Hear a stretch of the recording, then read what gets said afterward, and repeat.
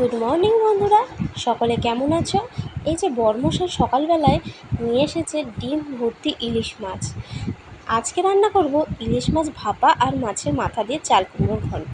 এই যে এখানে রান্না বসিয়ে দিয়েছি শাক ভাজা, এটা বারোমিশালি শাক, যেটা আমাদের বাড়ির আশেপাশ থেকে তুলে এনেছি।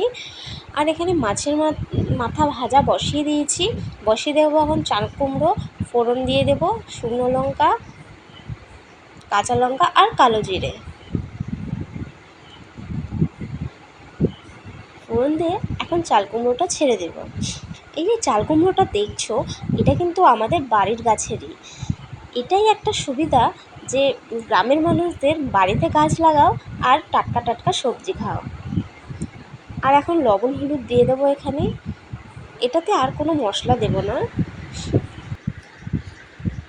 এটা হতে হতে এখন ভাপার মশলাটা রেডি করে নিই।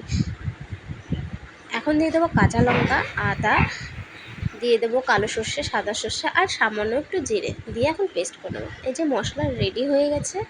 আর এখানে চাল কুমড়োতে দিয়ে দেবো মাছের মাথা, এটা প্রায় হয়ে এসছে। আর দিয়ে দেবো স্বাদ মতো চিনি আর একটু নেড়ে চেড়ে এখন নামিয়ে নেব।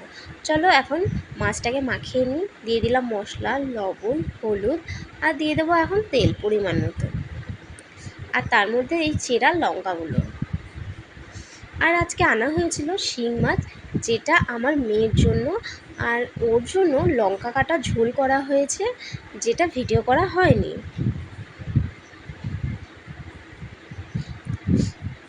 মাছটা মাখা হয়ে গেছে। চলো দেখি, চাল কুমড়োটা নামানো হয়ে গেছে। এখন মাছটাকে বসিয়ে দেবো। মাছটা আজকে রান্না করব কড়াইতে, কোনো টিফিন বক্সে রান্না করব না। মাছটা দিয়ে দিলাম, সাথে সামান্য পরিমাণ জল দেব যাতে মাছটা ভালোভাবে সিদ্ধ হয়ে আসে।